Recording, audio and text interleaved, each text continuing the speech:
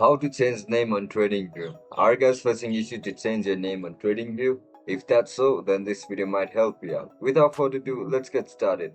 First of all, open TradingView on a laptop device. Once you open the TradingView, now look at the left side of your screen where you can see a profile icon. Click on it. Once you click on it, now click on your profile. Now tap on profile.